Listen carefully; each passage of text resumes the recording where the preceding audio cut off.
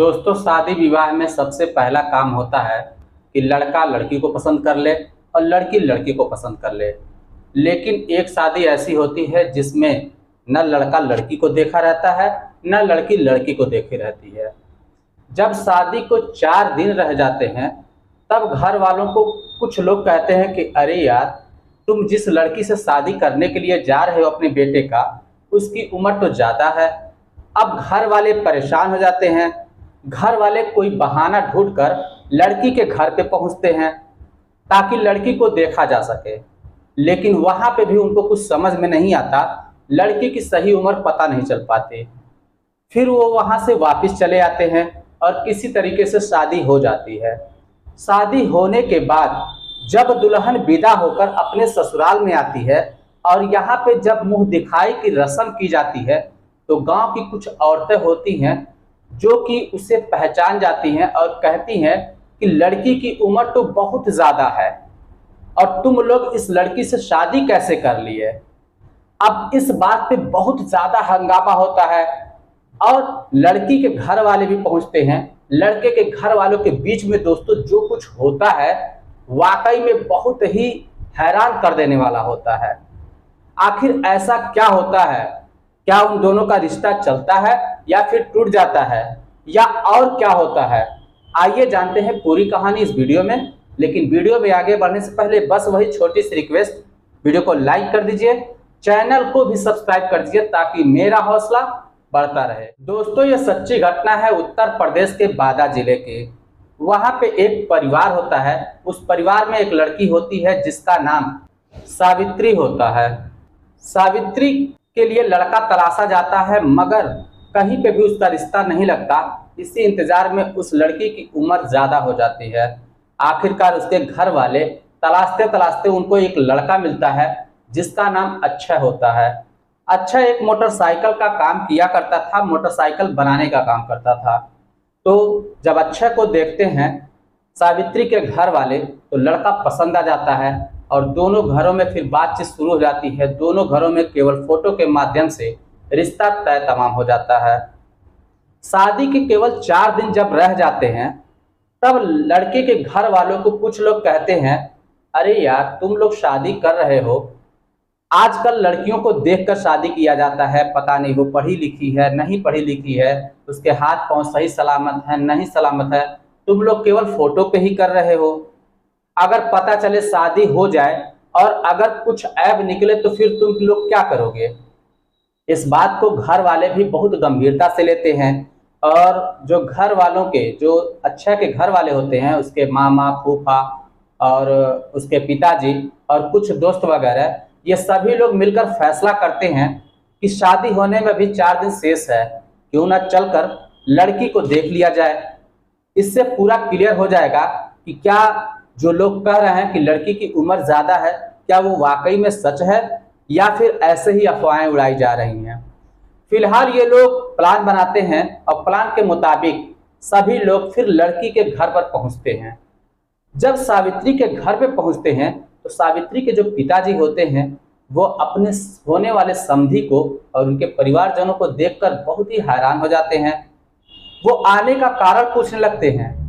तब जो अक्षय के पिताजी होते हैं वो कहते हैं कि क्या बताएं भाई साहब, और बगल में शादी थी तो हम लोगों ने सोचा कि जब इधर आए हैं तो क्यों ना अपने होने वाले समधी जी से मिल भी लेंगे और अपने होने वाली बहू से भी कुछ उनको भेंट वगैरह भी दे देंगे। इस बात को सुनकर जो सावित्री के पिताजी होते हैं वो बहुत हैरान हो जाते हैं। वो सोचते हैं कि आखिर क्या बात है, इतनी अचानक में ये लोग आकर यहाँ पे और लड़की से मिलने की बात कर रहे हैं, कहीं ऐसा तो नहीं ना कोई बात हो गई है। वो कुछ आनाकानी करते हैं, लेकिन जो अक्षय के पिताजी होते हैं कि समधी जी, आप तो समझ रहे हैं कि लड़की हमारे घर की जो बहू बनने वाली है, जो आपकी बेटी है, उसको आज तक हमने देखा नहीं है और यही नहीं, साथ ही साथ हम लोग भी उसको कुछ शगुन वगैरह का 150 कुछ भी दिए हुए नहीं हैं। तो हम लोग चाहते हैं कि आप लड़की को बुला दीजिए और उसे 150 जो भी जिसको समझ में आएगा वो दे देगा। ये बात सुनकर जो सावित्री के पिता होते हैं वो कहते हैं कि भाई साहब, अब मेरी लड़की 4 दिनों के बाद आपके घर की बहू बनने ही वाली है और इससे पहले कोई ऐसा मौका आया नहीं। कोई बात नहीं, जब 4 दिनों के बाद आपके घर पे जाएगी तो जिसको जो कुछ भी रस्म वगैरह करना होगा, देना लेना होगा, वो अपना कर लेगा। लेकिन जो अच्छा के पिताजी और बाकी रिश्तेदार थे, वो लोग उस लड़की को देखने के लिए ही गए थे। तो कुछ जिद करना शुरू कर देते हैं, लेकिन जो सावित्री के पिताजी थे वो तरह तरह के बहाने बनाते हैं और कहते हैं कि लड़की इस समय काम काज कर रही है, तैयार नहीं है, क्या देखेंगे, जब आपके घर पे जाएगी तो आप देख लीजिएगा। मगर जो अक्षय के पिता और उसके जो रिलेशन जो भी थे, जो लोग साथ में गए हुए थे, वो कोई लोग भी तैयार नहीं होते हैं। वो जिद पे अड़ जाते हैं कि नहीं, मुझे लड़की देखनी ही है। अब सावित्री के पिताजी मजबूर हो जाते हैं। वो फिलहाल अपनी लड़की को बुलाते हैं और सामने करते हैं। तो उनमें जब जो अक्षय के पिताजी थे और जो उनके मामा थे और ये सभी लोग थे, उन लोगों में फुसुर फुसुर शुरू हो जाती है। कोई कहता है यार लड़की तो कुछ ज़्यादा उम्र की लग रही है, कोई कहता है नहीं लड़की तो अच्छी है, कोई कहता है पतली दुबली है इस वजह से लग रही है। अब इस तरह से उन लोगों में मन फुसुर फुसुर होने लगता है।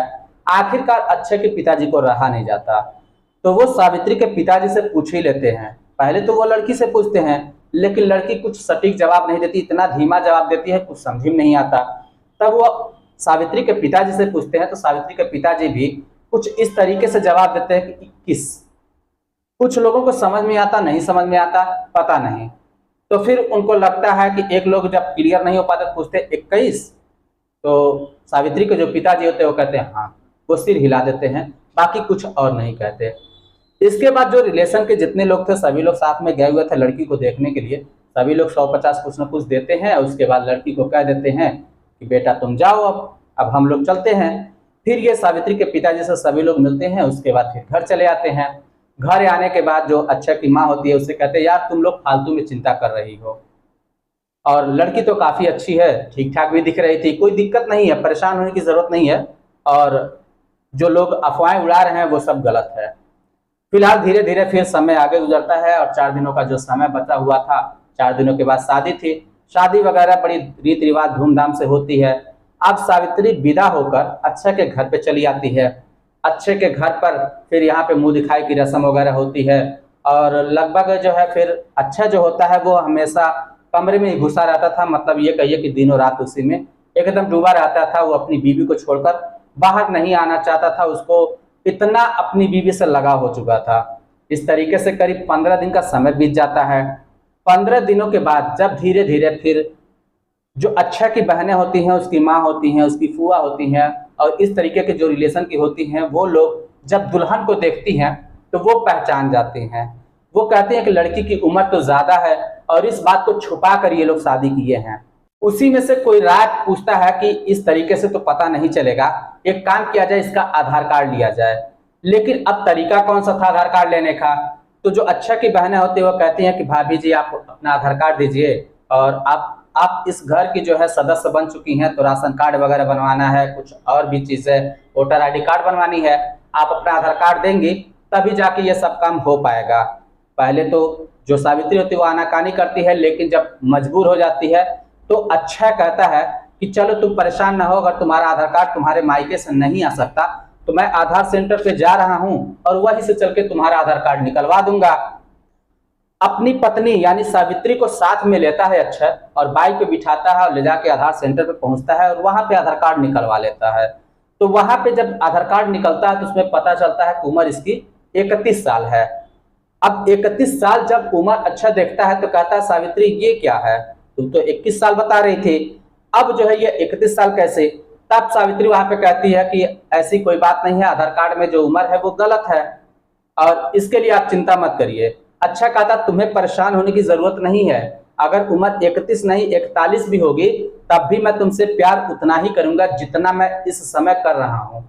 15 दिनों से दोस्तों उसको कुछ ना कुछ लाता खिलाता पिलाता रहता था, और इतना ज्यादा घुल मिल चुका था, इतना ज्यादा उससे दिल लग चुका था कि वो कहता कि अगर तुम्हारी उम्र जो है 31 साल नहीं बल्कि 41 साल भी होगी तब भी मुझे कोई दिक्कत नहीं है, तुम्हें इसमें चिंता करने की कोई बात नहीं है। लेकिन सावित्री कहती है कि अभी जब हम लोग घर पे चलेंगे और घर वाले तरह तरह की बातें करेंगे तो फिर वहां पे भी आप मेरी नहीं सुनेंगे।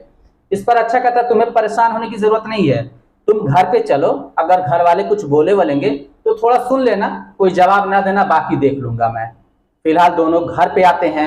घर पे आने के बाद जब आधार कार्ड देखा जाता है तो आधार कार्ड देखने के बाद बहुत ज्यादा गहमी गहमा उल्टा सीधा होना शुरू हो जाता है। उसके बाद सावित्री के माता पिता को भी बुलाया जाता है और दोनों में बहसबाजी शुरू हो जाती है, गाली गुप्ता शुरू हो जाता है और इतना ज्यादा बहसबाजी हो जाती है कि मारी पीटा तक शुरू हो जाता है। फिलहाल दोनों को फिर जो है अच्छा कहता रहता है कि मुझे ये लड़की पसंद है, मुझे इसी के साथ रहना है, लेकिन कोई भी नहीं उसकी बात सुनता और आखिरकार सावित्री को घर से धक्के देकर बाहर निकाल दिया जाता है। उसके पिताजी सावित्री को अपने साथ में लेकर फिर अपने घर पे चले आते हैं। अब सावित्री जो होती है वो घर में बैठकर एक कमरे में रोते रहती है। उसके पिताजी को देखा नहीं जाता। तब उसके पिताजी अपनी बेटी को लेकर न्यायालय पहुंचते हैं और वहां पे एक वकील से बातचीत होती है। तो वकील उनको जो है समझाते हैं, कहते हैं कि देखिए आपको मुकदमा करना पड़ेगा और उन पे दहेज उत्पीड़न का करिए और खर्चा का दावा करिए, इस तरीके से आप जो है घरेलू हिंसा का करिए, तब जाके आपको जो है वारा नियारा आपको कुछ हासिल होगा, वरना कुछ भी नहीं होने वाला। वकील जो है फाइल तैयार करते हैं, उसमें अक्षय का नाम भी दर्ज होता है, लेकिन वहां पे सावित्री उनको मना करती है, कहती है कि मेरे पति इतने अच्छे हैं, उनका इसमें कोई भी दोष नहीं है, मैं नहीं चाहती हूं कि उनका नाम इसमें शामिल हो। मगर वकील कहते हैं कि अगर तुम अपने पति का ही नाम दर्ज नहीं करोगी तो फिर तो तुम्हारा केस वैसे ही हल्का हो जाएगा, फिर तुम्हारे केस का कोई मतलब ही नहीं है और इसलिए तुम्हारे पति का नाम दर्ज करना ही होगा। तो जो सावित्री के घर वाले होते हैं वो लोग भी कहते हैं कि बेटा मान जाओ, पति के तुम्हारा नाम पढ़ना जरूरी है।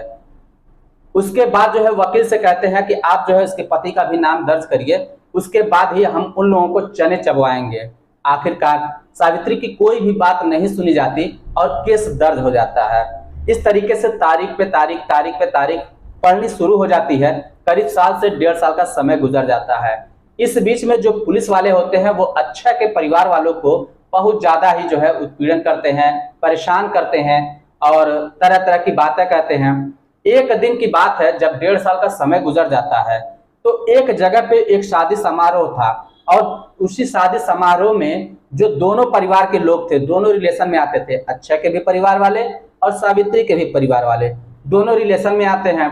तो दोनों को बुलाया जाता है, दोनों इधर से जो है सावित्री जाती है, उधर से अक्षय जाता है। जब उस शादी समारोह में दोनों आमने सामने होते हैं, दोनों एक दूसरे को देखते हैं तो दोनों की आंखें भर जाती हैं। अक्षय सावित्री से पूछता है, ये बताओ मैंने तुमको कब मारा पीटा था, मैंने तुम्हें कब दहेज के लिए उत्पीड़न किया था। इस पर सावित्री कहती है कि इसमें मेरा कोई दोष नहीं है, जिस तरीके से आपके घर वाले आपकी बात नहीं सुनते थे, उसी तरीके से जब मैं कोर्ट में गई तो मेरी भी बात किसी ने नहीं सुनी। मैं तो चाहती थी कि आपका नाम ना पड़े, लेकिन फिर भी आपका नाम पड़ा, मुझे माफ कर दीजिए। इसके बाद दोनों की आंखें भर जाती हैं और दोनों एक दूसरे से माफी चाहते हैं, कहते हैं मुझे माफ कर दो, अब मुझे दोनों लोगों की किसी की परवाह नहीं है, अब जो है हम लोग एक साथ रहेंगे और यहाँ से बहुत दूर चले जाएंगे। दोनों वहीं पे गले मिलते हैं और उसके बाद दोनों वहां से रास्ता पकड़ते हैं और गाड़ी पकड़कर फिर मुंबई निकल जाते हैं। जब मुंबई निकल जाते हैं तो दोनों के घर वालों को जब पता चलता है कि उनकी बेटे बेटी नहीं आए हैं, अब दोनों में गहमा गहमी फिर से शुरू हो जाती है। दोनों एक दूसरे पे आरोप लगाना शुरू करते हैं। लड़की के घर वाले यानी जो है सावित्री के घर वाले कहते हैं अक्षय के घर वाले को, तुमने मेरी बेटी को किडनैप करवा लिया है। अक्षय के घर वाले कहते हैं सावित्री के घर वालों से कि तुमने मेरे बेटे का किडनैप करवा लिया है। इस तरीके से फिर दोनों में गहमा गहमी होती है, दोनों में मारी पीटा फिर से शुरू हो जाता है। फिलहाल ये दोनों मामला दोनों का पुलिस थाने पहुंचता है। जब पुलिस थाने पहुंचता है तो वहां पे जब पुलिस जो होती है वो इन दोनों की शिकायत जब सुनती है तो वो भी हैरान हो जाती है कि इस मामले का क्या किया जाए, क्योंकि जो लोग भागे थे वो पति पत्नी थे, कोई प्रेमी प्रेमिका नहीं थे। लेकिन हाँ ये बात और है कि पति पत्नी होने के बावजूद भी ये प्रेमी प्रेमिका की तरह भागे थे। अब उनको जब कुछ समझ में नहीं आता तो वो अपने उच्च अधिकारी से संपर्क करते हैं जो कि सीईओ होते हैं, उनसे बुलाया जाता है। जब उनके पास ये मैटर जाता है तो वो सुनकर बहुत अचंभित हो जाते हैं कि देखो ये लोग कैसे काम कर रहे हैं और इनके जो है जो बेटे बहू हैं वो दोनों लोग पति पत्नी हैं और दोनों लोग कहीं और पे जा चुके हैं। जब सीईओ साहब किसी तरीके से अक्षय का नंबर निकलवाते हैं, उसके बाद अक्षय से बातचीत करते हैं तो अक्षय कहता है कि हम लोग जो है जहाँ पे भी है पति पत्नी की तरह ही है और हम लोग किसी अवैध रिश्ते में नहीं है, हम लोग वैसे भी पति पत्नी हैं और हम लोग बहुत ही आराम से रह रहे हैं और हम लोग अपने घर वालों की वजह से ही यहाँ हैं, इन्हीं लोगों की वजह से हम लोगों का 1.5-2 साल बर्बाद हो चुका है और मैं अब इस तरीके का कोई बर्बाद अपना समय नहीं करना चाहता। इस वजह से मैं जहाँ पे हूँ बहुत अच्छा हूँ। जब सीओ साहब ये बात सुनते हैं तो वो भी सोचने लगते हैं और इन लोगों के जो अक्षय के माता पिता थे, जो सावित्री के माता पिता थे, इन दोनों लोगों से कहते हैं कि तुम लोग बिल्कुल उस तरीके से हो कि जिनके छोटे बच्चे आपस में लड़ाई करते हैं, उसके बाद माँ बाप लड़ाई कर लेते हैं और बाद में बच्चे फिर एक हो जाते हैं। वो लोग जहाँ पे हैं वो लोग तो मजे से जिंदगी जी रहे हैं और तुम लोग आपस में बेफुजूल की लड़ाई कर रहे हो। और एक बात ध्यान से सुन लो, अगर तुम लोगों ने इस तरह की हरकत दोबारा की तो फिर पति पत्नी के बीच में आने के जुर्म में मैं तुम पर ही केस चलाऊंगा, ये मेरा दावा है। वरना तुम लोगों के लिए अच्छा यही होगा कि तुम लोग यहाँ से छोड़कर और अभी जाओ अपने अपने घर पे आराम से जिंदगी व्यतीत करो। अब दोनों परिवारों के लिए मुंह लटकाए हुए फिर अपने अपने घर चले आते हैं और इस तरीके से दोस्तों समय गुजरता जाता है। मई का महीना 2025 का आ जाता है। मई के महीने में सावित्री और अक्षय दोनों अपने घर पहुंचते हैं एक छोटा सा प्यारा सा बच्चा लेकर। वहां पे जब पहुंचते हैं घर पे, घर वाले देखकर बहुत खुश होते हैं। उसके बाद फिर से एक पंचायत की जाती है और उस पंचायत में तय तमाम होता है कि जो कुछ भी हुआ अब हम लोग अपनी गलतफहमी को दूर करके हम दोनों लोग अपने अपने बच्चों को आशीर्वाद देकर फिर से जो है एक नई जिंदगी की शुरुआत करते हैं। दोस्तों आज लोग वो अपने परिवार में, सावित्री जो है अपने ससुराल में हंसी खुशी वैवाहिक जीवन व्यतीत कर रही है। मैं आशा करता हूँ आने वाली जिंदगी में भी वो हंसी खुशी से ही जिंदगी व्यतीत करेंगे। तो दोस्तों ये रही कहानी। ये कहानी आपको कैसी लगी, आपकी जो भी राय हो आप हमें कमेंट बॉक्स में लिखकर जरूर बताइएगा। चलिए फिर मिलते हैं नेक्स्ट वीडियो में, तब तक के लिए जय हिंद।